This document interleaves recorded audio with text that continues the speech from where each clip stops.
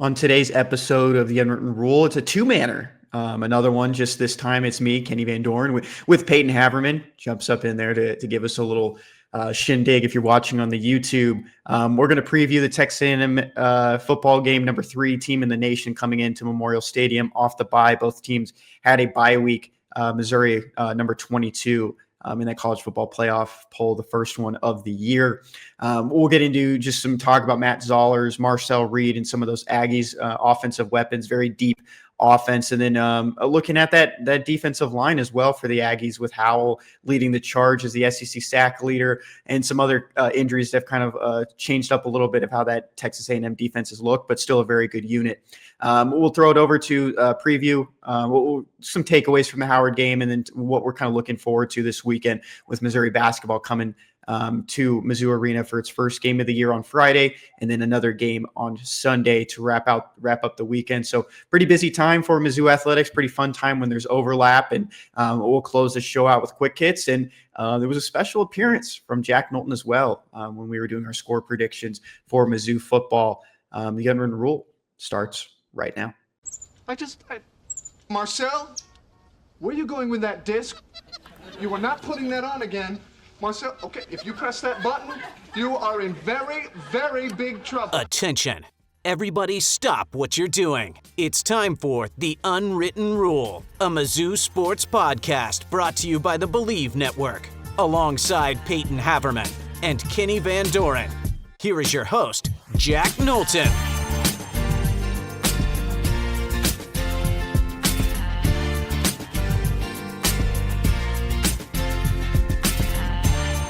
Welcome back to The Unwritten Rule. Today is Friday, November 7th, and the Missouri Tigers, Payton. This is the first time we've gotten to do this in a while. Home game, nearly a month separating the last home game for Missouri, that October 11th bout with Alabama that went in favor of the Crimson Tide, the first loss of the season for Missouri at that point in the year.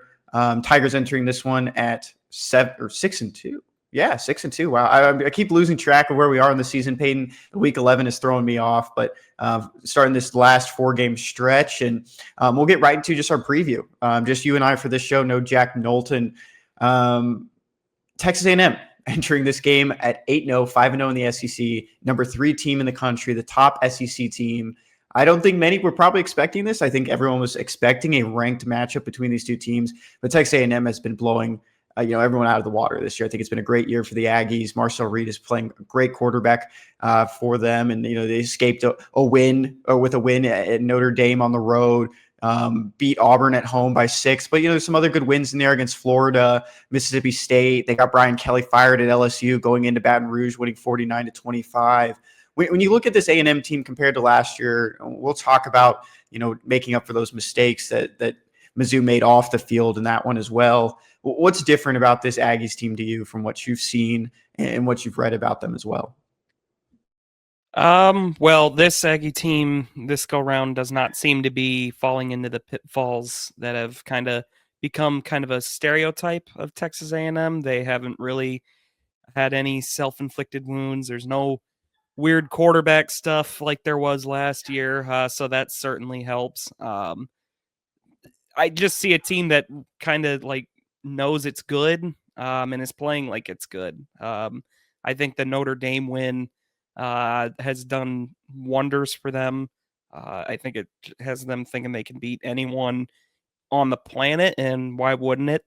I quite frankly, Drinkwitz has done a very good job almost overcorrecting what happened from last year. He's very complimentary of A&M this go around. There won't be any blanket fiasco, it seems. Despite all that, to say I'm low on Missouri's chances on this one would be putting it mildly. I think A&M is... I don't see a trap game here. I think A&M now looks at every game on their schedule and is going to be completely focused, especially... Missouri is still a ranked team. You look at A&M's remaining schedule, Samford is in a couple weeks is going to be a win. South Carolina is having a bad year. And then you have at Texas. So really Missouri is probably the only other team I think people look at besides Texas that can really beat A&M potentially. So I think Missouri is still going to have A&M's full attention in this one. Sorry for that brief interruption for the people on the YouTube. You just spawned with a hat. I know there was 3 minutes of me. If anyone watches on the YouTube, that's how you consume our media. I was messing with my hair the entire time, got a fan going, and I just could not deal with it anymore. Had to put a hat on. But Payton, talk about putting on hats, blankets. You mentioned it there. Mizzou kind of shot itself in the foot multiple times last year with this game against Texas A&M. You talk about the blanket fiasco. You talk about the comments that Brady Cook said about, it was a little bit louder in practice possibly than, it was at Texas A&M. And Texas A&M put that on the Jumbotron when they were blowing out Missouri in that game last year. Drinkwitz's comments about it being semantics at Marcel Reed. He was expecting Marcel Reed to be in that game, to play in that game, but it was Connor Wegman.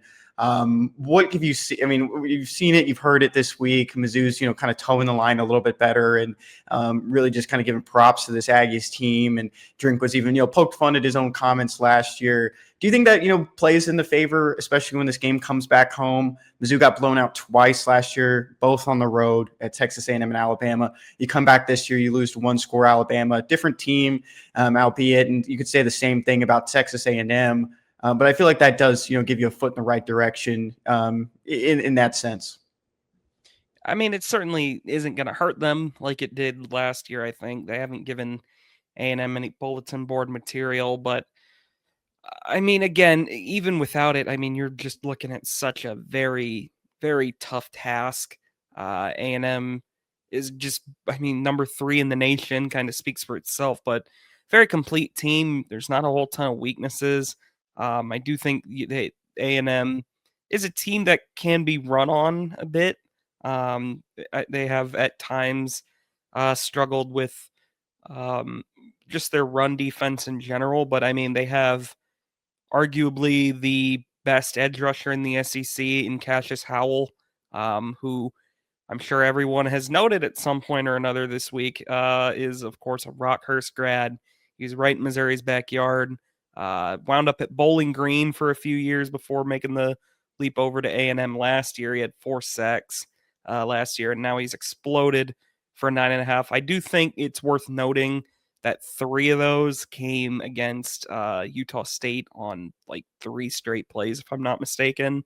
But still, I mean, even if you take those out, 6.5 is a great number. I think you could argue 3 of the best edge rushers in college football are playing in this game on Saturday.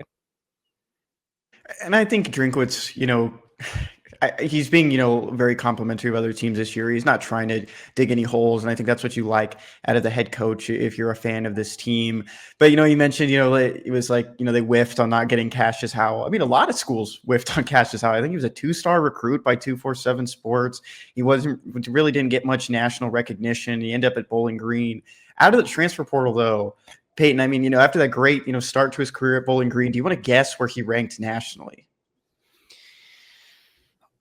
I mean, I'll say a 3 or 4 star, I guess, in the portal. I'll say he was a 4-star because I think you're asking me for that reason.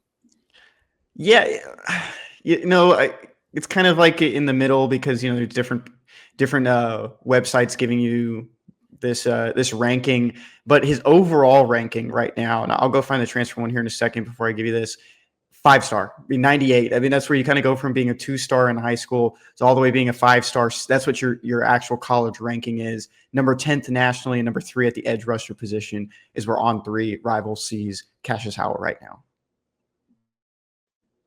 Nothing. I mean, it makes sense. 9.5 sacks will do that for you.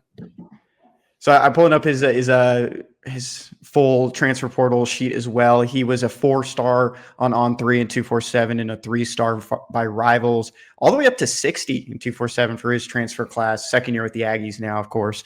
109th for On3, so that industry ranking comes out to 81, and he was the 10th best edge rusher in that class.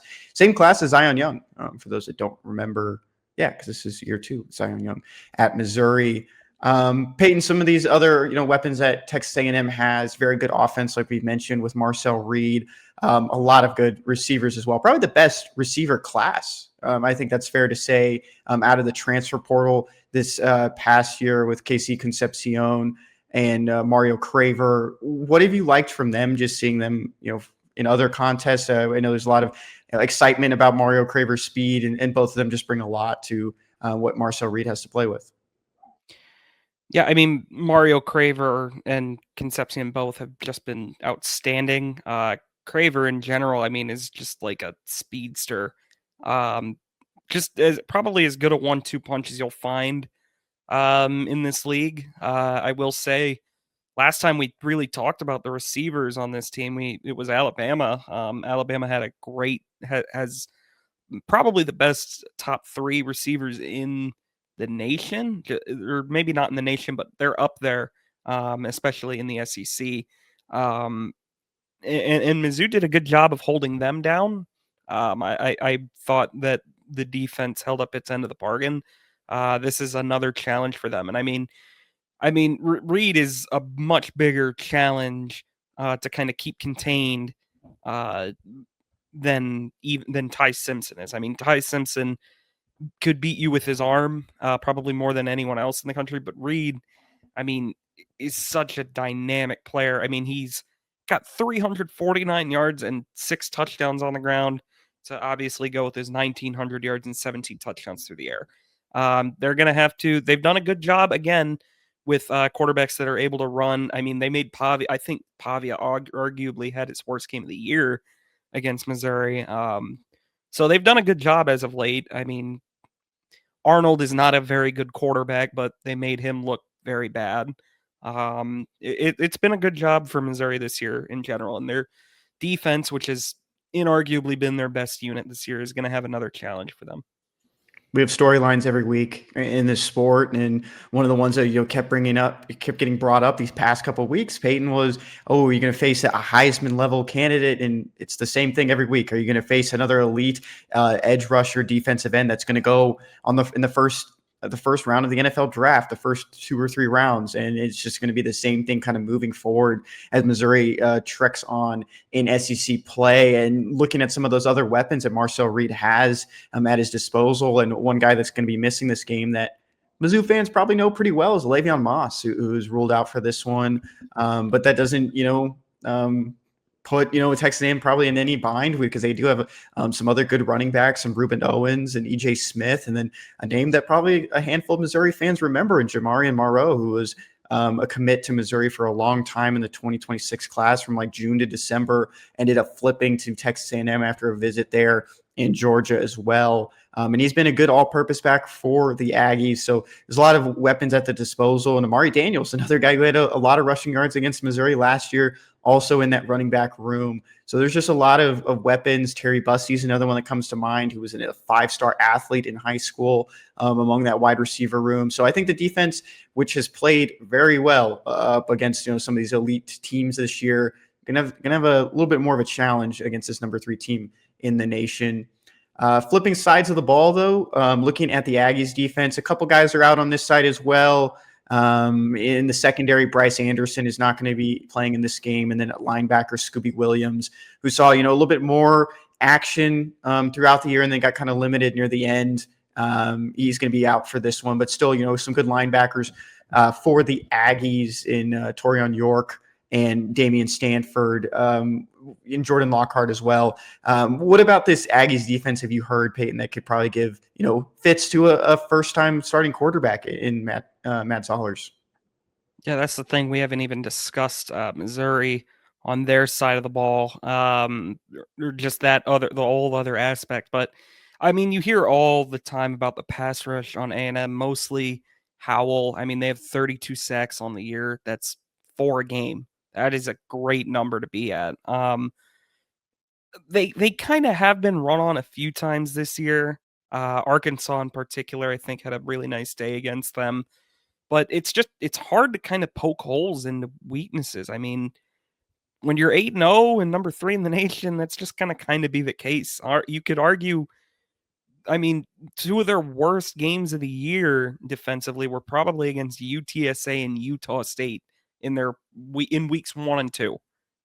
So there's really, I can't point to one specific thing and say there's where Missouri can really take advantage, like I could even against Alabama. I mean, Alabama came into that game really bad against the run, and Missouri couldn't get the run going. I think A&M, their biggest weakness on defense is probably against the run, but I wouldn't say it was to the level Alabama what was struggling against it. Missouri couldn't get it going against Alabama, so I don't really have super high hopes that they're going to get it going against in this one either, which is going to spell disaster for them if they don't, because like you said, Matt Zollers is making his first career start on Saturday, and it would behoove Missouri quite a bit to get the run game going, take some pressure off of Matt Zollers, kind of soften up the secondary a bit, just kind of get more guys in the box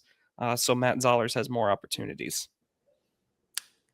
364 days ago. So if you're listening to this on Friday or Saturday, so it'll be 364 days from Saturday, Matt Zollers was still in a walking boot. He was at this game. He was at the early November game for Missouri against Oklahoma, visiting that one as a recruit, and he was still, recovering from his injury. I mean, he's come a long way in this start. Spoke to a handful of people this week in the past 2 weeks, from his dad to his quarterback coach in high school, his high school coach, Chad Brubaker, as well, whose line has probably been wide open with a bunch of calls this week, and then Drew Lock as well. And there's just a lot of, excitement around this. And I think from one point of view, it's an incredible opportunity for a kid who, at this point last year, like we said, it was really banged up and really coming back and putting a lot of his focus into his recovery after losing his senior season.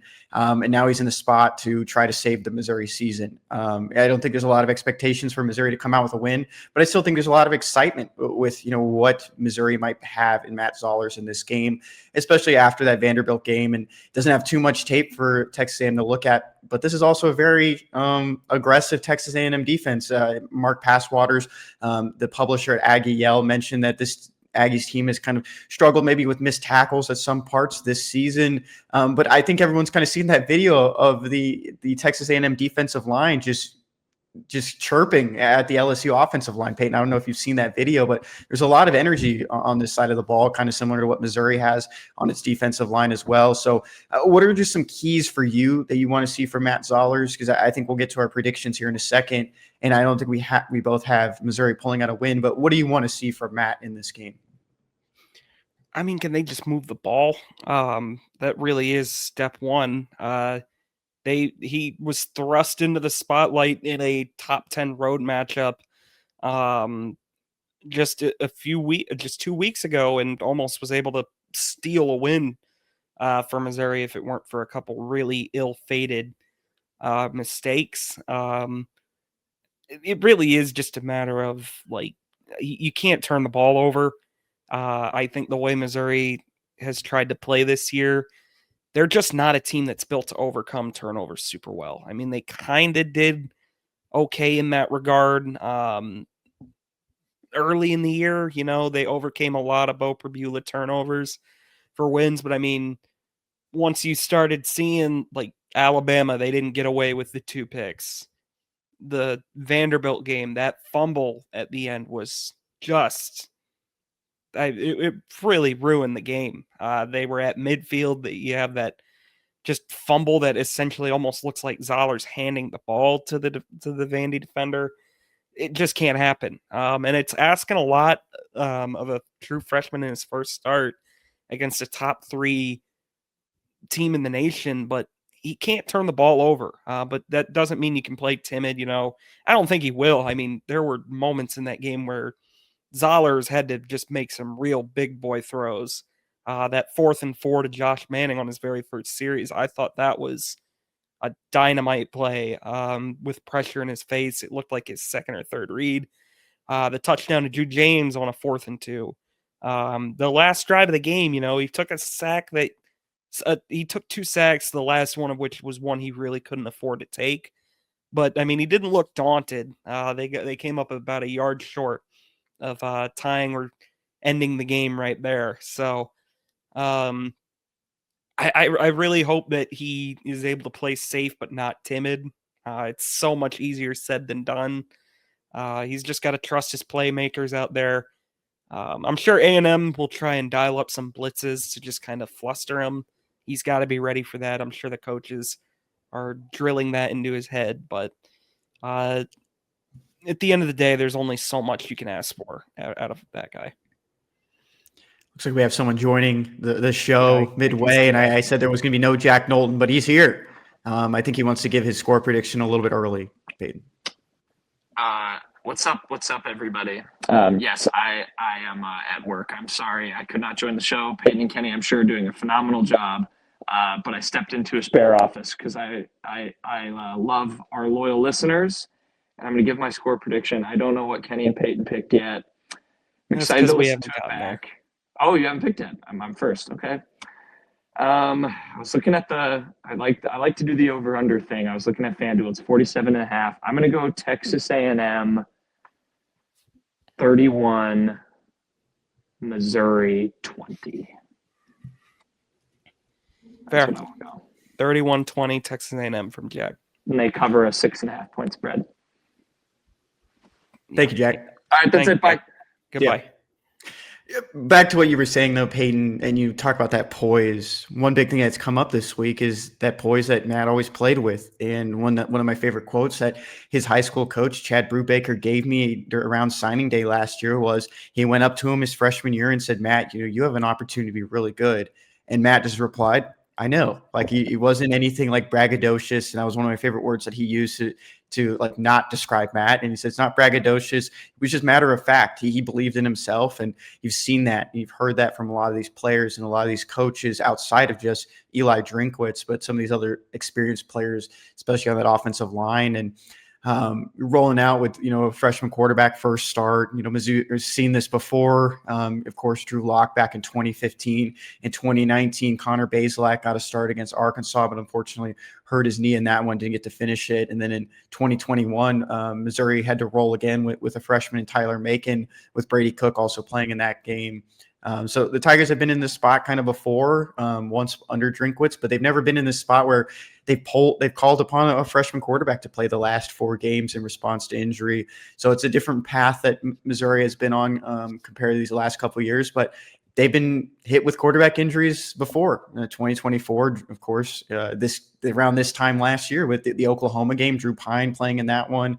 In 2022, Brady Cook was playing with a hurt shoulder. So there's a lot of similarities with the STP mindset that Mizzou has really lived upon. And I think we can just kind of go in there with our score predictions. Payton, actually, one more just quick update on Brett Norfleet was listed as questionable on the Wednesday availability report, which was kind of expected, just day to day, had a separated shoulder in that game against Vanderbilt and came out. Jude James played very well, as you mentioned, with that touchdown, Payton. So it looks like the tight end position could be in good hands if they don't have 100% Brett Norfleet. So maybe keeping an eye out for Jude James early on in that one to see if he gets any early snaps. As Jack mentioned, the spread on this one from FanDuel is 6.5 in favor of Texas A&M with that over-under at 47.5. I'll throw it over to you, Payton, for your score prediction. Yeah, unfortunately, I'm going to be going with A&M pretty handily here. I don't think I can confidently say I have much faith in a true freshman making his first career start against the number 3 team in the nation. The O-line has been so turbulent. I don't know that I trust them to do a good job on Howell. And quite frankly, I don't trust this team to establish the run anymore. They haven't been able to do it when they've gotten good matchups for it on paper. So I'm not going to predict that they're going to do it until they do it. I'm sure Missouri is going to play very inspired. When you consider what happened last year, I'm sure anyone that's back from the team that was a part of that game has that in the back of their mind. I think they'll keep it relatively within striking distance for a few quarters, but I think A&M kind of jets away late. I'm going to go with A&M 27, Missouri 10. A&M 27, Missouri 10. For mine as well, I think it'll end up being a 2-score game in favor of the Aggies. Originally coming into this year, I had it at 27-24, Payton. I walked that back a little bit just because you didn't really know that this would happen for Missouri, just the spot they're in. And even with the flashes that you saw from Matt Zollers, still a freshman, and you're not going to expect the world of him to come in and fix this season and keep the Tigers on track to possibly making the playoff. But if he does, all credit to him and all credit to that Missouri offensive staff for pulling that one around and trying to get a win in this Texas A&M game. But I'm going to walk mine back, and I'm going to say 28-17. It might be a little bit more in favor of the Aggies than that score, but I think that's a fair kind of 2-score game if things get pulled away at the end for the Aggies. Payton, any final thoughts on this one before we move on to football or to basketball? I mean, I'd love to be wrong. I did notice A&M, I believe, only has 2 interceptions this year.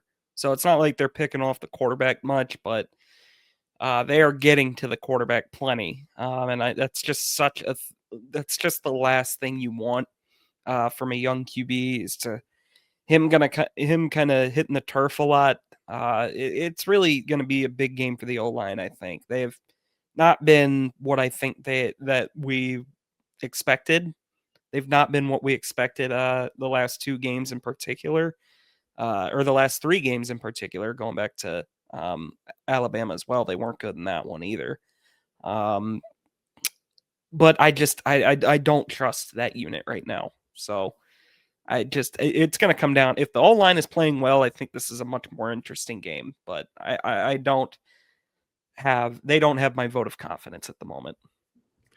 2:30 p.m. Saturday at Memorial Stadium, ABC game for Missouri and Texas A&M, 9th contest of the season. There will be one more home game the following Saturday for Mississippi State. Payton, are you going to be recapping this one with Jack? Do you guys know yet? I don't know yet. Okay. Well, keep an eye out for it.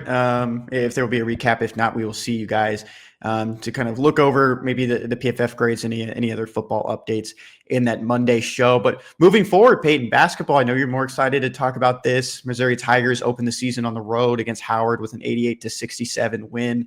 I thought, a quicker way to kind of get through this in a regular recap, because it's been a couple days now, is just maybe one just major takeaway you got out of this. Was there a play? Was there a player that really stood out? Because for me, there were two players that stood out, both transfers in this one. But what was just your biggest takeaway just from this game? Yeah, I think my 2 players are also going to be the same as yours. I mean, Sean Phillips and Jaden Stone, I thought were Missouri's best players on Monday. It's a weird gym Howard's got. Kind of cool though. It was really like intimate, very very compact. I liked this setting almost. And it was kind of like, I'm sure everyone has seen like Dennis Gates' reasoning for opening the season at Howard. Very cool initiative for him to take. And I kind of agreed with his logic. But overall, I mean, they didn't have Pierce and Boateng. Burns obviously still out as well. They won't have them for SEMO either, as Dennis Gates confirmed on Thursday.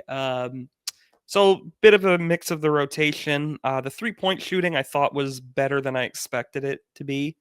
That was kind of, I think, the biggest question mark coming into the year. Obviously, the biggest questions for every Dennis Gates team, I think, is how is the team going to defend? But like in terms of like things that you actually like are used to seeing from a Dennis Gates squad, on paper they were not going to be a great 3-point shooting team. I liked what I saw. They were getting open looks, and a lot of them were getting made. There was no one that took a shot that made me go, except Sebastian Mack. He took a couple that kind of were ugly, but yeah. Sebastian Mack did a couple other nicer things. He's definitely not afraid to bully his way to the hoop. But no, I think Jaden Stone, I've said it over and over, he's the wild card, the very last man that they added. Kind of had no idea what we were going to get. Him being kind of like a guy off the bench, though, instead of a primary option, I mean, it seems like it's doing wonders for him. Definitely a deep offensive bag. I can't say that I'm super impressed defensively with him, but he definitely stood out to me. And I'll let you talk more about Sean Phillips because he was great as well. I was hoping you would go all in on Sean Phillips, and I could get some Jaden Stone takes in there as well. I'll note too, just on those 3-point percentage that you were raving about, 52.6, 10 for 19 from the arc. That's a really good number. Of course, you can expect regression to the mean. You're not going to shoot that way, the rest of the season. But coming into the year, Peyton, when we talked about our, maybe biggest worry for this Missouri team to compete and be at the same level of last year, maybe better, was mine was 3-point shooting. Was there going to be an answer to losing Caleb Grill and Tamar Bates? And I think he found it in Jaden Stone early on. I know it's just one game and we can't overreact to it, but performed very well from that point of view. My side just with Sean Phillips, Peyton, I think it's kind of refreshing if you're a Missouri fan and just an onlooker of this team to see a very athletic big. I think he was very athletic out there.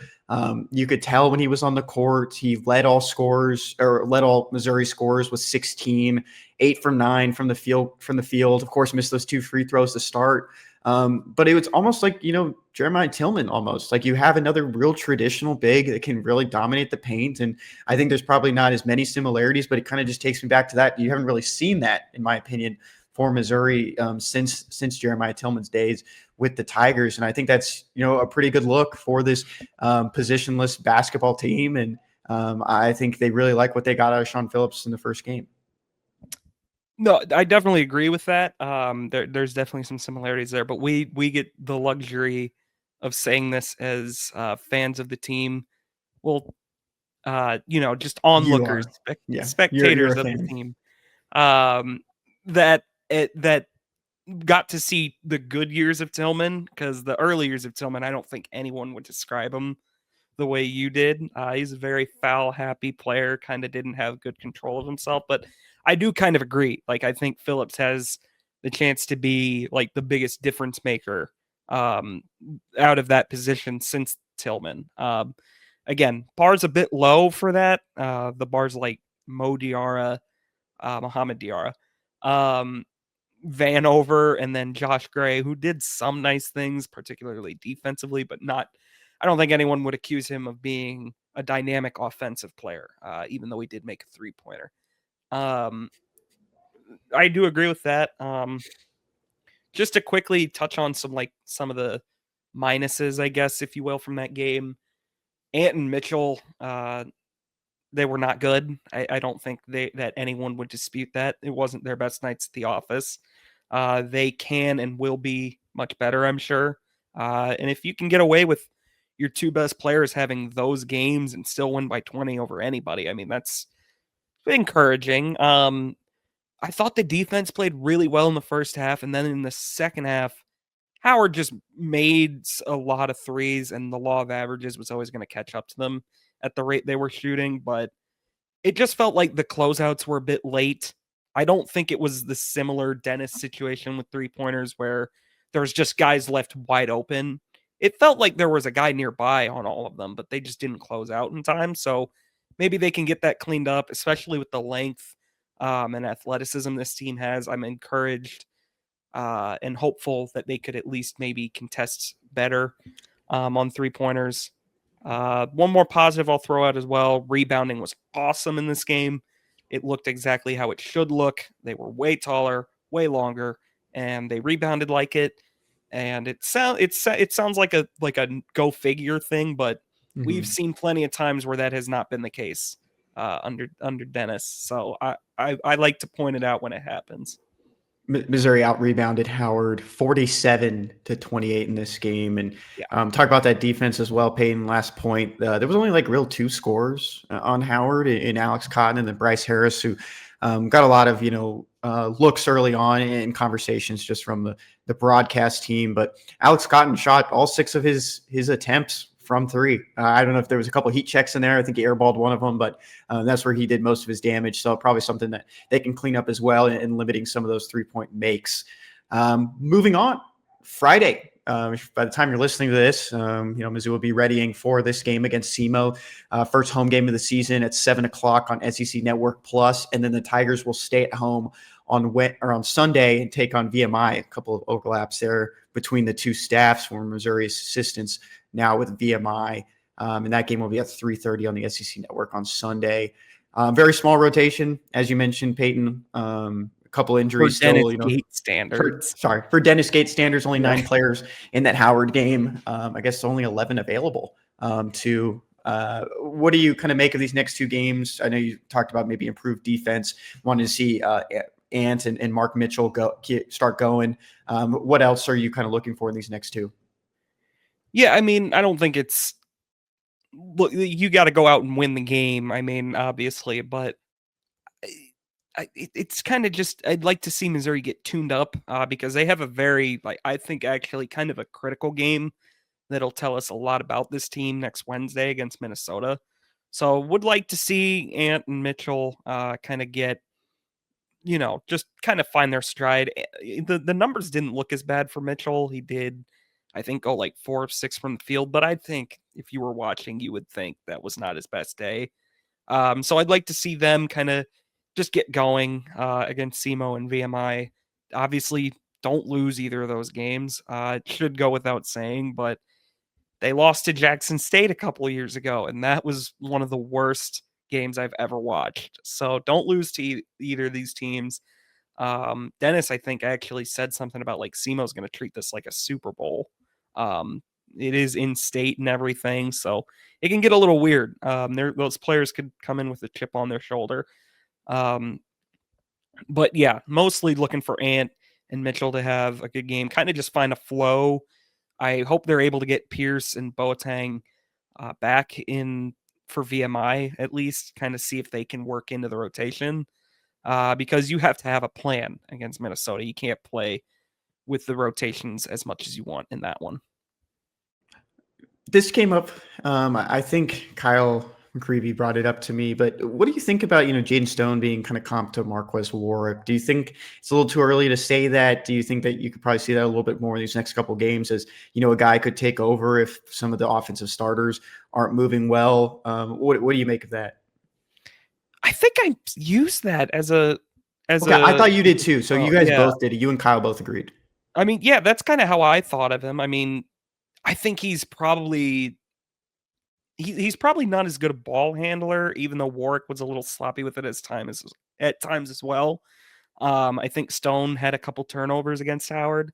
But he does kind of have that kind of like, okay, I need to go get a couple buckets. Like if Dennis needs that off the bench, I think that's what Stone can be. That's kind of how he used Warwick later in the year. After kind of going away from him in the rotation for a while. I definitely think that's kind of the closest comp to Stone. I think I also straight up said like he is a little Mosley-like, just because, again, I really hate to keep if people are longtime listeners, they're probably sick of me bringing up Mosley because he played like 8 games for Mizzou. Mosley was really good. And if they had him, that would have been a whole nother ball game that team was playing with. I think Stone is not quite at the level of Mosley, particularly as a passer, because Mosley was an excellent passer. And I haven't seen that from Stone yet, but kind of like just like a bit of an offensive spark off the bench. I think Warwick is a good comp. He kind of reminds me of Mosley a bit. I don't know. I'm trying to think of other comps just from Missouri. He's not like Golston. Golston wasn't much of a 3-point shooter. Tennessee, kind of Tennessee, UCF. It's some big threes in those those games. Count.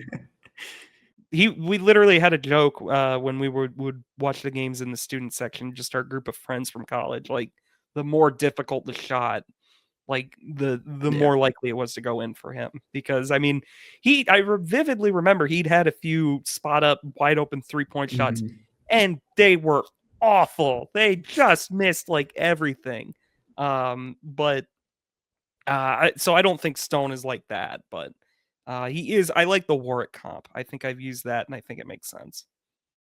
Yeah, I don't know if there's anyone as comparable to Golston these last couple of years. One of the more clutch shooters in Missouri history. In our time, I mean, we don't have much history to look back at. Yeah, like obviously people that watched during like the 2000s and the early 2010s can probably illuminate us a little more on that, but so Bates was somewhat similar to Golston. He could go and create his own shot, but I mean, he was also a much better 3-point shooter than Golston was. So, and it wasn't like he he didn't have the knack for like Golston did to just go down and win a 1-on-1. And at times really ugly lose one, but ugly. Love it.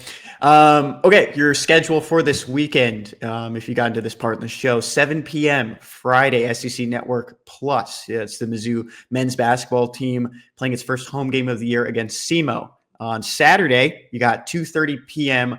Mizzou football against number 3 Texas A&M on ABC. On Sunday, you can watch Mizzou men's basketball once again at 3:30 p.m. on SEC Network against VMI. So pretty packed weekend just for Missouri fans to watch the football team, the men's basketball team. And I know the women's team is in New Orleans right now for Tulane. So pretty exciting time when there's overlap there for a lot of these people to get to watch some of these games. And we'll recap the entire weekend on Monday's show. And before we get out of here, we're going to throw it over to Quick Hits.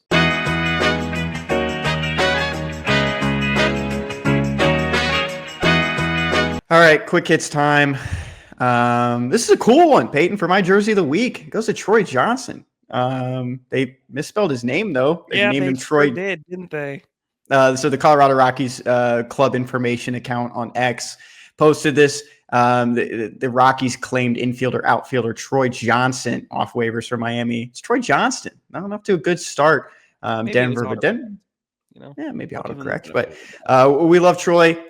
He came on the show when he was in the minor leagues with the Marlins, made his MLB debut this past season, late into the year. Great guy, really funny guy too, and good golfer. I mean, he's got a lot of fun stories, and maybe one day we'll have him back on once his playing career is over. Yeah, I agree. Happy for him. Cool to finally see him get a shot, and glad he's going to a team that, I mean, clearly values him enough to claim him. Yeah.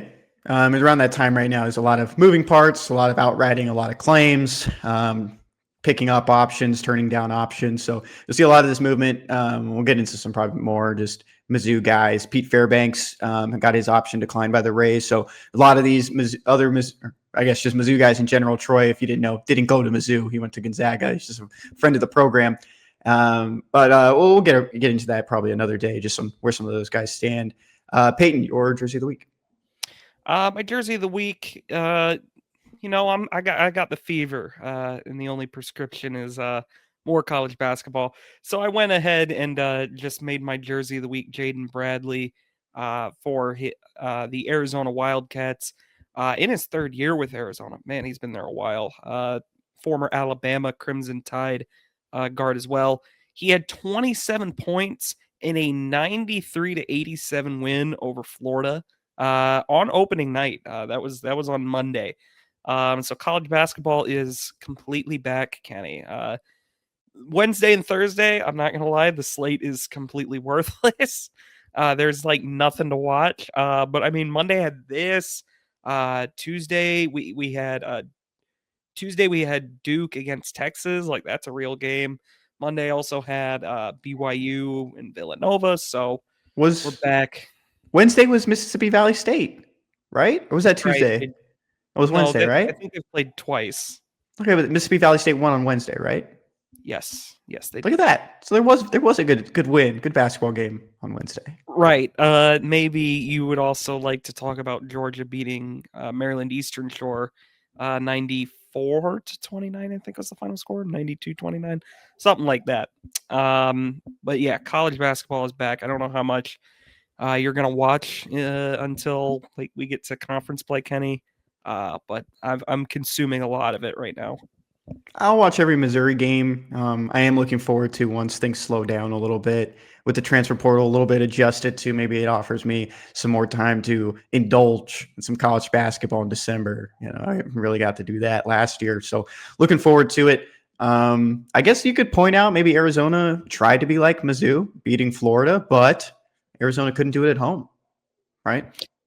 Yes, I believe this was a neutral court. Yeah. I think it was in Vegas, if I'm not So mistaken. Arizona couldn't do it in the Swamp. That's what I'm. No. So what you're picking up from here? They couldn't do it at the Swamp. Not everyone can. That seems like something you'd bring up. That's a very Dennis Gates thing to do.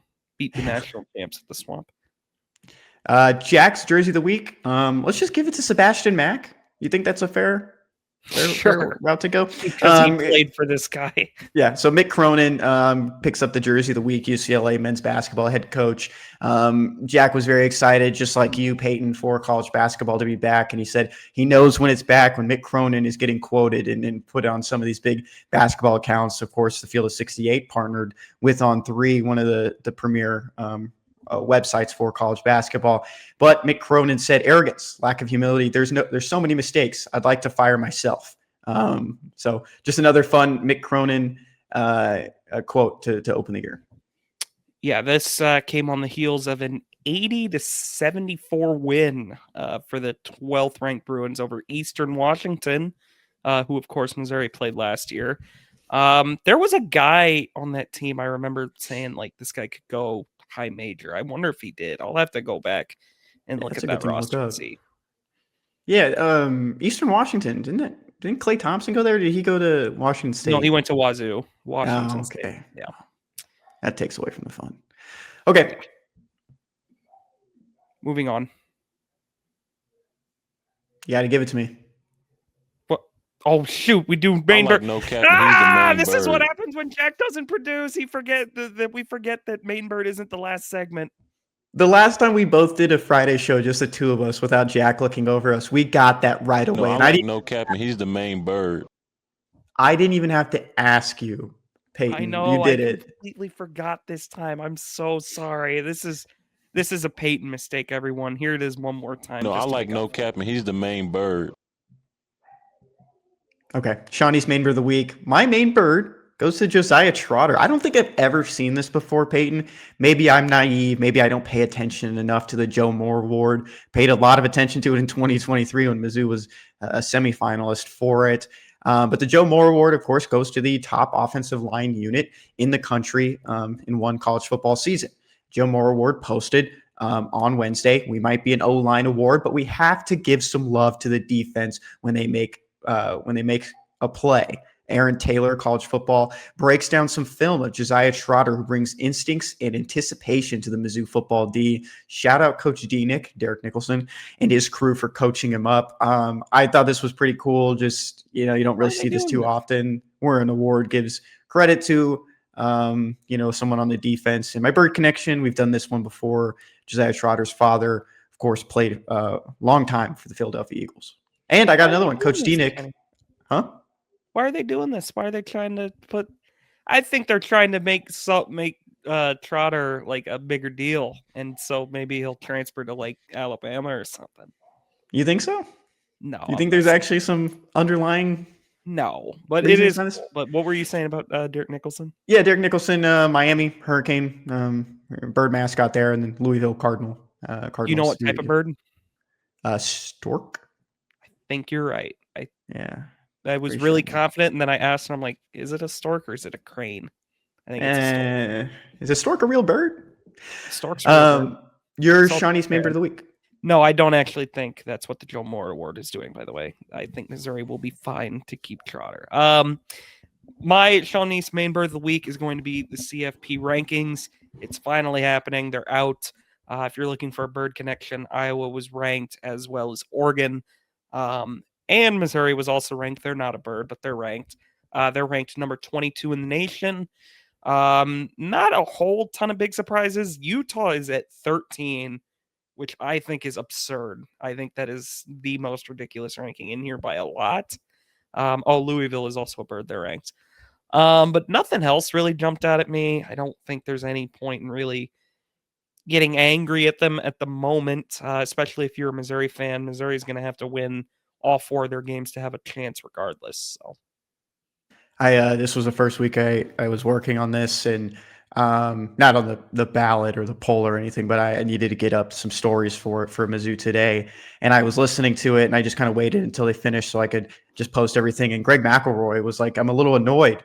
I agree with pretty much the whole ranking, and I thought that was interesting that there's always a lot of pushback with this, and they overhauled the voting, and it's crazy to think. I think I heard it was year 12, year 13 with the college football playoff committee. Nuts.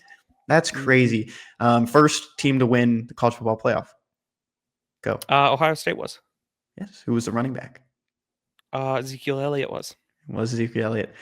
Yeah, that's just kind of the state of it. Where did A Ezekiel loss. Elliott almost go to school? Yeah, Mizzou. Where does parents go? This is my only question for you out of this, Payton. Say that your score prediction is correct for Mizzou Texas A&M. Will Mizzou see itself No. ranked? They'll be unranked, and they should be unranked. They lose by 17. Were you surprised by 22? I thought 21 was a good floor. I thought it was a little lower than I expected, but again, I don't have a problem with it. If Missouri gets to 10-2, I think they'll be well within the at-large field. I'm not that worried about it. I think it's at-large. Fine. That's an at-large field with a win over the number 3 team in the country, so that's probably in a good spot. Main bird of the week for Jack, Hugh Freeze. Is a story from John Talty earlier this week. Of course, Hugh Freeze was let go by Auburn, parted ways after that loss to Kentucky. Payton, I don't know if you saw this too, that there's a lot of tracking of Hugh Freeze's tee time over the last couple months, and people started to notice that his tee time was canceled this past week, which kind of started to signal to some of the Twitter reporters, and I'm not trying to say that they don't do a good job, and but the ones that having more fun with it than others, they found out that something was amok for Auburn and Hugh Freeze. I did see a little bit of this actually. Bird connection, by the way. Auburn head coach, they say War Eagle. Don't ask why they say War Eagle. Don't tweet it. That's the one thing. You never tweet that. You can ask, just don't tweet it. It's a cool story. Why it is, actually. What is the story? I don't even know. You've never heard the story? No, I do. I heard it a lot that day when I tweeted that. Okay. It is best thing you learned? Best thing I learned this week, after losing an exhibition to a Division II school, Missouri bounces back and gets a 78-71 win in the first official game of the Kelly Arbor era. The first game that counts, Kenny. 78-71 over Central Arkansas. I believe Shannon Dowell was the story in this one. She got to the line for like 23 attempts. I'll go ahead and double check the number. But interesting that they open with UCA. I wonder what that whole relationship is about. Football opened their season, now women's basketball. Was it 2020 when that game was canceled too? When Mizzou was supposed to open its season against UCA? That sounds right. Because our good friend Tyler Kading had a sign when we went to that Alabama game in 2020 that said, "We want Central Arkansas." We wanted Central Arkansas. Yeah. Shannon Dowell, trivia. Who is Shannon Dowell's cousin? Jason Dowell. Okay, thank you. Already heard this. I think I was the one that made you aware of that. No. Were you? Yeah, I think so. Okay. That Jason Dowell is her cousin? I don't know if you're the first. I think I was, Kenny. Okay, I'll take it. Who put you onto the word behoove? No one did. I learned did. that word on my own. Nope. I'm never saying a big word ever again. I'm done. Done with big words. You're not done, because I'm going to put another big word in your head. Yeah, Shannon Dowell, she was 15 of 23 from the line. Goodness. She finished with 21, 12, and 2.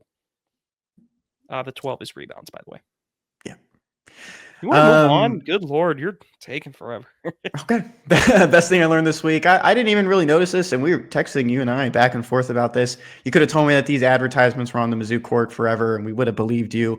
But Mizzou Athletics officially announced 2 pillars of Mid-Missouri have joined the men's and women's basketball court, Central Bank and MPICS.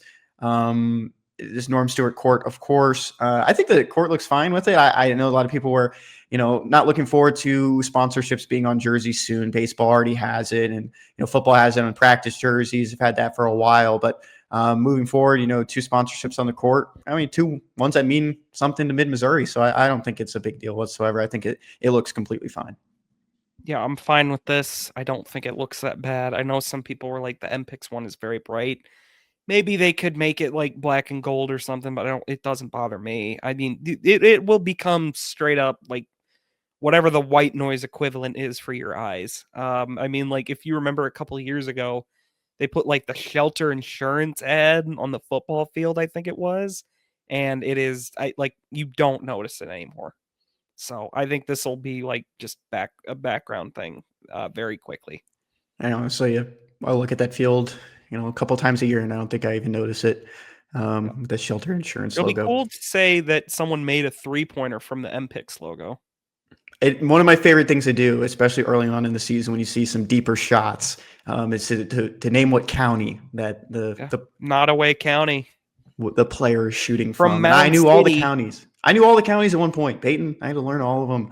And I don't remember them now. Where's Another Nottoway? thing on Mizzou Arena, the Zoo Crew and the Antlers got to go and see this a little bit earlier before the women's basketball game this past week. But Mizzou moved up the student section a little bit more. Still have those baseline seating for fans, but looks a lot better. There were a lot of improvements, and if you complain enough, people will hear you. Mizzou will still make money, as it needs, on those baseline seating, but still good to have the student section just a little bit closer than previously anticipated for this year. Yeah, I mean, good on the athletic department for finding some sort of compromise here. It does look better. I think it's, in an ideal world, you still don't have the little curtain thing there, but I think it looks fine as long as you can actually see the student. I mean, you couldn't see the students in the first iteration. That was not good. I think it's fine now. It looks better, and good on the athletic department for listening.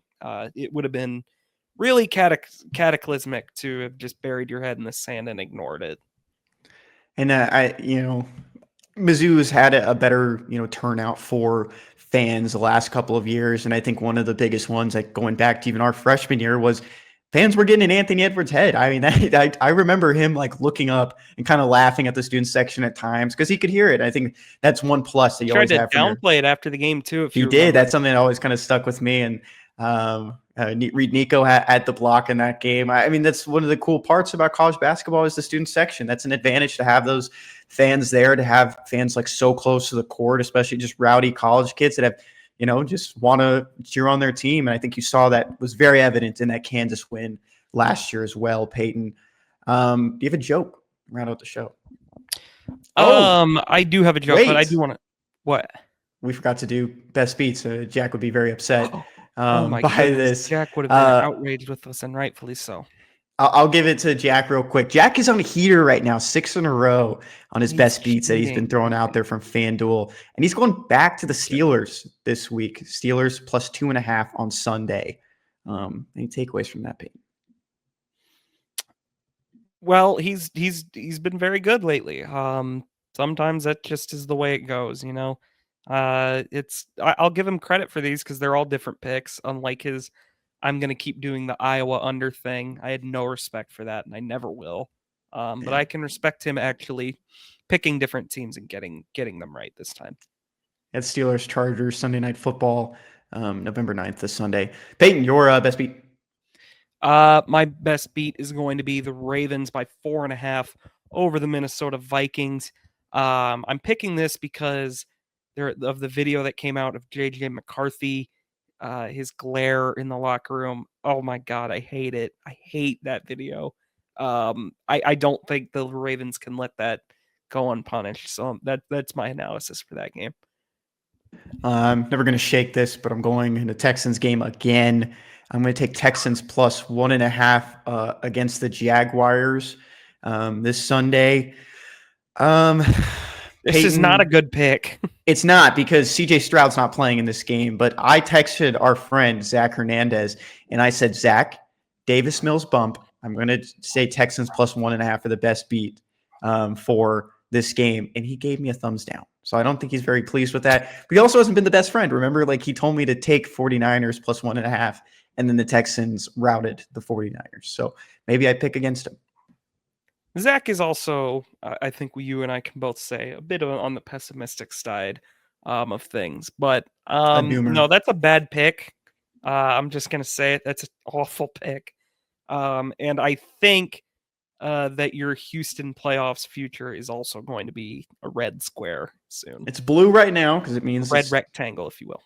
I'm just making it blue. It's the FanDuel color. Stick with that. Okay, good enough. Give us your joke. This one comes from our favorite TV series, The Today Show, Kenny. Kenny, why did the drum go to bed?